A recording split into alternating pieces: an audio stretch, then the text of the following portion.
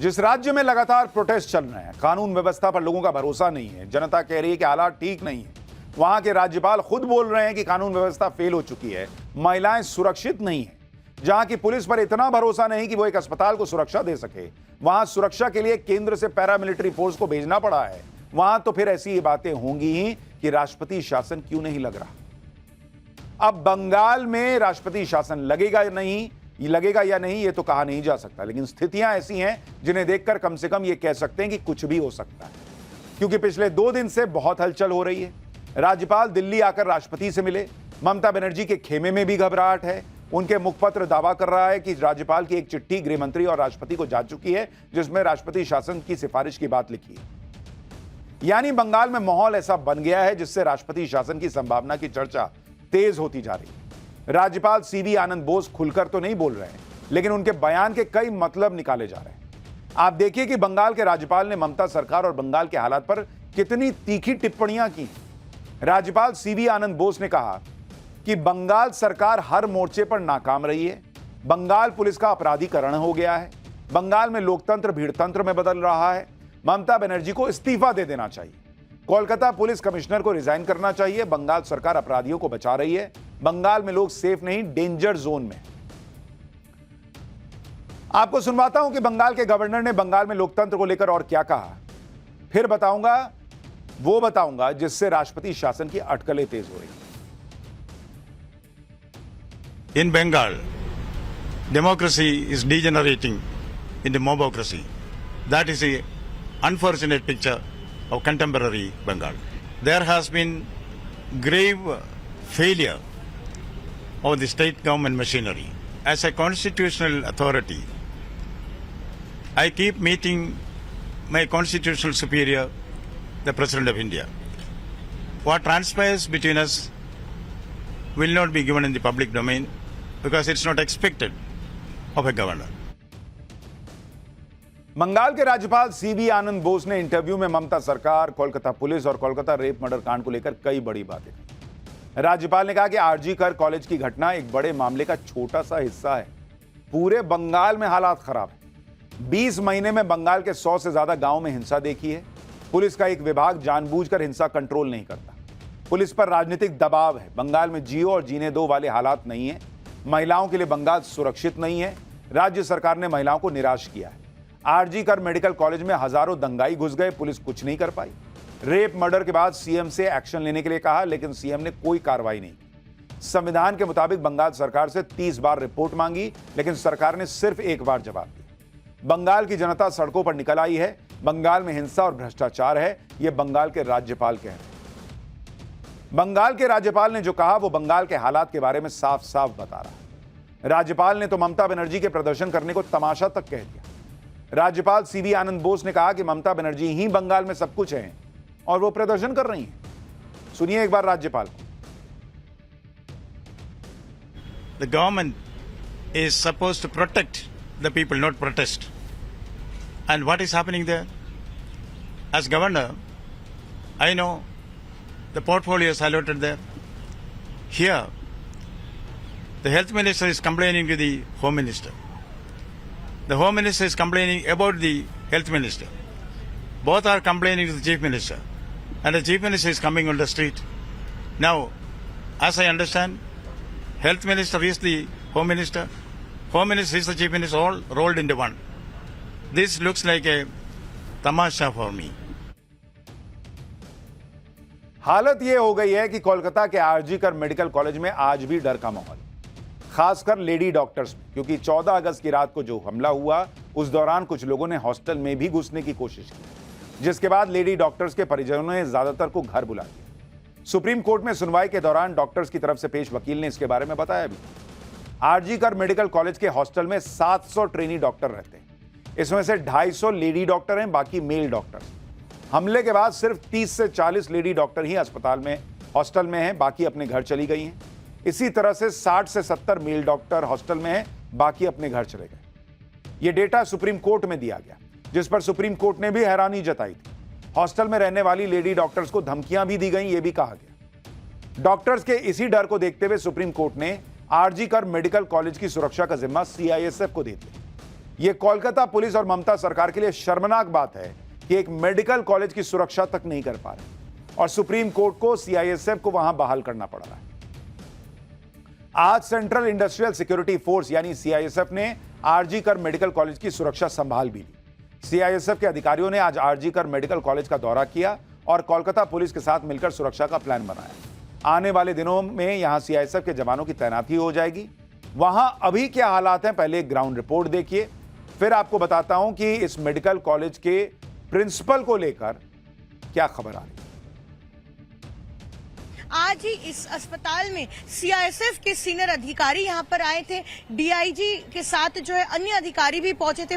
उन्होंने इस पूरे अस्पताल का मुआयना किया है और जो लोकल पुलिस है, कोलकाता पुलिस के साथ जो है बातचीत की है और एक प्लान भी बनाया जाएगा कि आखिरकार इस अस्पताल में किस तरह से सीआईएसएफ जवानों की तैनाती की जाएगी। लेकिन उससे पहले की तस्वीर हम दिखा रहे हैं। आप देखिए, अभी भी चूंकि सीआईएसएफ के जवानों की तैनाती नहीं हुई है, अभी भी कोलकाता पुलिस के फोर्स जो है यहाँ पर तैनात है। तो हम आशा करते हैं कि आने वाले दिनों में जल्द से जल्द जो है यहाँ पर सीआईएसएफ के जवान जो है तैनात हो जाएंगे। 14 तारीख को हमला हुआ अस्पताल में, तब साफ तौर पे यहाँ पर एक डिमांड भी रखी जा रही थी और ये मांग भी उठाई जा रही थी कि यहाँ पर सेंट्रल पुलिस फोर्स की जो है तैनाती कर दी जाए और उसी को देखते हुए सीआईएसएफ की जो है अब इस अस्पताल में तैनाती कर दी जाएगी। आरजी कर मेडिकल कॉलेज की सुरक्षा इसलिए भी जरूरी है क्योंकि वहां के पूर्व प्रिंसिपल संदीप घोष पर बेहद गंभीर आरोप लगे। संदीप घोष पर करप्शन, कमीशनबाजी, जूनियर्स को शराब पिलाने, बाउंसर रखने और माफिया की तरह काम करने के आरोप लगे। संदीप घोष पर लगे आरोपों पर आरजी कर मेडिकल कॉलेज के छात्र सख्त कार्रवाई की मांग कर रहे हैं जिससे कॉलेज और अस्पताल का माहौल ठीक हो सके। सुनिए डॉक्टर्स क्या कह रहे हैं। बिल्कुल गलत है। हॉस्पिटल एक सेफ प्लेस होना चाहिए फॉर रेजिडेंट्स के लिए भी, पेशेंट्स के लिए भी और आने वाले लोगों के लिए।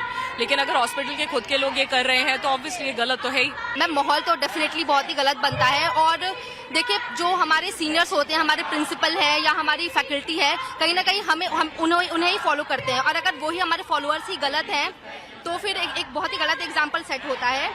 और तो अगर ऐसा कुछ भी है तो इसके अगेंस्ट बहुत ही स्ट्रिक्ट कदम लेना चाहिए गवर्नमेंट को भी। और अगर ऐसा है, अगर कुछ आता है तो हम भी इसके अगेंस्ट है। एक्सट्रीम सिचुएशन है यहाँ पर। हॉस्पिटल के अंदर न सिर्फ एक विमेन की सेफ्टी की बात है, बल्कि अगर इसमें इस तरह का एक स्कैंडल इन्वॉल्व है तो एनी डे कोई मेल भी इसमें विक्टिमाइज हो सकता है। तो एक चीज से दूसरी चीज, दूसरी चीज से तीसरी चीज निकल के आ रही है धीरे धीरे। अब हमारी हड़ताल का जहां तक सवाल है तो हमारे अंदर ये एक विश्वास खत्म हो चुका है कि कल को हम रात में अकेले इन वर्क प्लेसेस पर सेफ हैं या नहीं।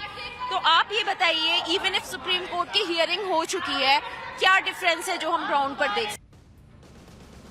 यानी लोग कह रहे हैं कि सुप्रीम कोर्ट की सुनवाई के बाद भी ग्राउंड पे कुछ डिफरेंस नहीं दिख रहा। वहां बंगाल में इस समय यह हाल है कि जनता सड़कों पर है। रेप मर्डर कांड के बाद से लगातार प्रोटेस्ट चल रहे हैं।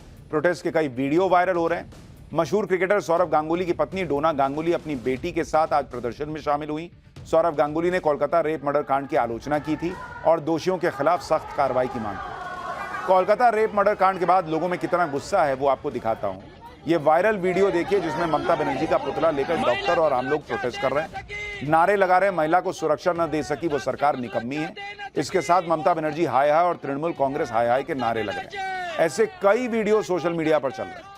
डॉक्टर कम्युनिटी तो प्रोटेस्ट कर ही रही है, अब बंगाल में आम जनता सड़कों पर है। ये तस्वीर देखिए, सैकड़ों की संख्या में लोग ट्रेनी डॉक्टर के साथ हुई हैवानियत को लेकर इंसाफ मांग रहे हैं। इस रैली में बड़ी संख्या में मुसलमान महिलाएं भी शामिल हैं। क्या बंगाल में राष्ट्रपति शासन लगना चाहिए और ममता बनर्जी को इस्तीफा देना चाहिए? इस पर बंगाल की जनता क्या कह रही है वो भी आपको सुनवाता हूं। अभी हमारे राज्य में जो हो रहा है ये बड़ी से बड़ी नारकीय घटना हो रही है। क्या प्रेसिडेंशियल रूल कोई सोल्यूशन हो सकता है हमारे राज्य में लॉ एंड ऑर्डर सिचुएशन को इम्प्रूव करने के लिए? लिया तो जा सकता है, लेना चाहिए इनफैक्ट। तो हाँ, अगर ये न्यूज पब्लिश हुआ, कोई गारंटी नहीं कि मैं इधर पे रहूंगा कि नहीं। इस दुनिया में रहूंगा कि नहीं इसका कोई गारंटी नहीं है। हमारे अभी चीफ मिनिस्टर है, उनको रिजाइनेशन दे देना चाहिए, क्योंकि उनके रहते हुए एक वुमेन हमारी चीफ मिनिस्टर है, उनके रहते हुए वुमेन के साथ ये सारी हरकतें हो रही है। हम लोगों को बिल्कुल लगता है कि वो महिला होके भी जब महिला को सुरक्षित नहीं रख सकते तो कैसे महिला मुख्यमंत्री है वो पैसे दे के चुप कराना चाहती है। एक लड़की के साथ ऐसा, अगर उनके साथ ऐसा होता तो कौन पैसा देने से हो जाता। तो महिला लोगों का रेट ठीक हो रहा है, इसी धर्षण के ऊपर महिला लोगों का रेट ठीक हो रहा है 10 लाख 2 लाख। ये कैसी राज्य है? चीफ मिनिस्टर होके इतना से भी सिक्योरिटी प्रोवाइड नहीं कर सकते, जिसके कारण एक महिला रास्ते पे शाम में या फिर रात में इंडिपेंडेंटली घूम सके। इतना तो उनको एक्चुअली मतलब इतना तो एटलीस्ट इंश्योर करना चाहिए ना, वरना किस काम के चीफ मिनिस्टर है आप? सुना आपने, ये बंगाल के लोग हैं। कईयों को लगता है ममता बनर्जी को इस्तीफा देना चाहिए, कईयों को लगता है राष्ट्रपति शासन लगना चाहिए, और हर किसी को यह लगता है कि महिला मुख्यमंत्री होकर महिलाओं के साथ ये हो रहा राज्य में। बंगाल में जो हालात हैं उसके बाद सवाल यह भी है कि केंद्र सरकार बंगाल में राष्ट्रपति शासन लगा क्यों नहीं देती। लोग ये सवाल पूछ रहे हैं और इसको लेकर चर्चाएं भी हो रही हैं। क्या बंगाल में राष्ट्रपति शासन ही विकल्प बचा है? इस बारे में पाठशाला में मैंने आपको बताया भी था। अब राज्यपाल ने राष्ट्रपति से मुलाकात कर ली है और कोलकाता कांड के बारे में जानकारी दी, तो फिर से राष्ट्रपति शासन की चर्चा तेज हो रही। बंगाल के राज्यपाल से जब राष्ट्रपति शासन के बारे में सवाल किया गया तो उन्होंने क्या जवाब दिया, पहले वो सुनिए, फिर बताता हूं कि राष्ट्रपति शासन कैसे और कब लगता है और क्या हो सकता है Bengal. So you think that the president rule is an option? I do not want to speculate you here. There are many options in the Constitution of India. All these options are open. Which option the nation is going to take, the appropriate authorities will announce it. I do not want to add anything to that at this stage. Bengal के राज्यपाल ने राष्ट्रपति शासन के बारे में साफ साफ कुछ नहीं कहा, लेकिन उन्होंने साफ साफ इनकार भी नहीं किया। उन्होंने यह भी कहा कि संविधान में जितने विकल्प हैं वो सारे खुले हैं, यानी राष्ट्रपति शासन का विकल्प भी खुला है। आपको बताता हूं कि किसी राज्य में राष्ट्रपति शासन लगता कब है। संविधान के आर्टिकल 356 में राष्ट्रपति को यह अधिकार दिया गया है कि वो किसी राज्य की सरकार को भंग करके वहां राष्ट्रपति शासन लगा सकते हैं। अगर राष्ट्रपति को लगता है कि कोई राज्य सरकार संविधान के प्रावधानों के अनुसार काम नहीं कर रही है तो राष्ट्रपति शासन लगा सकते हैं। अगर किसी राज्य में सरकार दंगे या फिर नागरिक अशांति को रोकने में विफल रही है तो वहां राष्ट्रपति शासन लग सकता है। राष्ट्रपति शासन लगाने के लिए जरूरी नहीं कि राष्ट्रपति संबंधित राज्य के राज्यपाल की रिपोर्ट का इंतजार करे। राष्ट्रपति शासन लगने के 2 महीने के अंदर संसद के दोनों सदनों से अनुमोदन कराना जरूरी होता है, यानी इस फैसले को पास कराना। राष्ट्रपति शासन लगाने के 6 महीने के अंदर राज्य में चुनाव कराना होता है। अगर हालात नहीं सुधरे तो संसद की सहमति से राष्ट्रपति शासन को 6-6 महीने करके 3 साल तक के लिए बढ़ाया जा सकता है। अब तक देश में कई बार राष्ट्रपति शासन लगाया जा चुका है, और अगर आप देखें तो 1950 से अगस्त 2023 तक 29 राज्य और यूनियन टेरिटरी में कुल 134 बार राष्ट्रपति शासन लगाया जा चुका है। 1950 से अब तक 54 साल ऐसे थे जब किसी न किसी राज्य में राष्ट्रपति शासन लगा ही था। कांग्रेस की केंद्र सरकारों के दौरान कुल 88 बार राष्ट्रपति शासन लगा। जनता पार्टी की सरकार के दौरान 22 बार, बीजेपी की सरकारों के दौरान मात्र 15 बार राष्ट्रपति शासन लगा है। जनता दल की सरकार के दौरान उससे भी कम 9 बार राष्ट्रपति शासन लगा। आज बंगाल में राष्ट्रपति शासन लगाने की मांग हो रही है, राष्ट्रपति शासन लगाने की चर्चा हो रही है। टीएमसी इसे बीजेपी की साजिश बता रही है, लेकिन एक समय था जब ममता बनर्जी खुद बंगाल में राष्ट्रपति शासन लगाने की मांग किया करती थी, और आप देखिए किन हालात में करती थी। क्या वो हालात आज से मैच हो रहे हैं? 2007 में पश्चिम बंगाल में मुख्यमंत्री लेफ्ट के बुद्धदेव भट्टाचार्य थे। तब ममता बनर्जी ने आरोप लगाया था कि बंगाल में महिलाएं सुरक्षित नहीं है। ममता ने कहा था कि बंगाल में SC/ST वर्ग के लोगों पर अत्याचार हो रहा है। तब ममता ने आरोप लगाया था कि पुलिस महिलाओं पर हमला कर रही है और SC/ST वर्ग के लोगों की जमीन छीन रही है। ममता ने कहा था कि बुद्धदेव भट्टाचार्य मुख्यमंत्री बने रहने का अधिकार खो चुके हैं। ममता ने राष्ट्रपति से अपील की थी कि वो सरकार को भंग करें और राष्ट्रपति शासन लगाएं। यानी 2007 में जब ममता बनर्जी को लगता था कि महिलाएं सुरक्षित नहीं है तो राष्ट्रपति शासन लगना चाहिए था। अब तो खुद राज्यपाल कह रहे हैं कि बंगाल में महिलाएं सुरक्षित नहीं। पब्लिक कह रही है, सुप्रीम कोर्ट जो है, हाई कोर्ट जो है, वो सख्त टिप्पणियां कर चुका है। तो फिर तो 2007 वाली ममता बनर्जी के लॉजिक से अब भी राष्ट्रपति शासन लग जाना चाहिए। इसी तरह साल 2009 में एक बार फिर से ममता बनर्जी ने राष्ट्रपति शासन की मांग की थी। उस समय भी बंगाल में लेफ्ट की सरकार थी और बुद्धदेव भट्टाचार्य मुख्यमंत्री थे। तब ममता बनर्जी यूपीए सरकार में रेल मंत्री हुआ करती।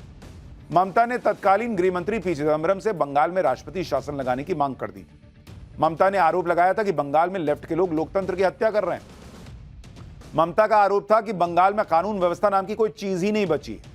ममता बनर्जी ने तब आरोप लगाया था कि बंगाल की सरकार माओवादियों के साथ मिल गई है। बंगाल में लोकतंत्र बचाने के लिए आर्टिकल 356 लागू करके राष्ट्रपति शासन लगा देना चाहिए। यानी ममता बनर्जी जब बंगाल में विपक्ष में थी तब वो खुलकर सरकार के खिलाफ प्रोटेस्ट करती थी, राष्ट्रपति शासन की मांग करती थी। आज उसी बंगाल में ममता सरकार के खिलाफ राष्ट्रपति शासन की मांग हो रही है, और वो भी महिला सुरक्षा के मुद्दे पर। कोलकाता रेप मर्डर कांड के बाद ममता बनर्जी बैकफुट पर है। टीएमसी के अंदर भी ऐसा कई मीडिया रिपोर्ट्स में दावा है कि वो अकेली पड़ती जा रही है। कोलकाता रेप और मर्डर कांड को टीएमसी कैसे हैंडल कर रही है, यह भी हैरान करने वाला है। ममता बनर्जी ने विरोध में पैदल मार्च निकाला, लेकिन उनके भतीजे अभिषेक बनर्जी की लाइन अलग दिख रही है। अभिषेक बनर्जी दोषियों के खिलाफ कड़ी से कड़ी कार्रवाई की मांग करते हैं। ममता बनर्जी के प्रोटेस्ट में अभिषेक बनर्जी शामिल भी नहीं हुए थे। चर्चा तो यह भी है कि कोलकाता कांड को जिस तरह से हैंडल किया गया उससे अभिषेक बनर्जी नाराज हैं। दूसरी तरफ टीएमसी के कुछ नेता भी अब खुलकर सवाल उठा रहे हैं। सुखेंदु शेखर और शांतनु सेन ने तो पुलिस की भूमिका पर सवाल उठाए थे। शांतनु सेन को टीएमसी ने प्रवक्ता पद से हटा दिया। सांसद सुखेंदु को पुलिस ने नोटिस भेज दिया। यानी टीएमसी के अंदर ही ममता बनर्जी की नीति और राजनीति पर सवाल खड़े हो रहे हैं। दूसरी तरफ टीएमसी के ऐसे भी नेता हैं जो ऐसे बयान दे रहे हैं जिससे ममता बनर्जी को और धक्का लग रहा है। टीएमसी नेता अरूप चक्रवर्ती ने कहा कि प्रोटेस्ट करने वाली डॉक्टर और बॉयफ्रेंड के साथ बाहर जाती हैं और गुस्से में लोग हमला कर देते हैं तो उनको सुरक्षा नहीं दे पाएंगे।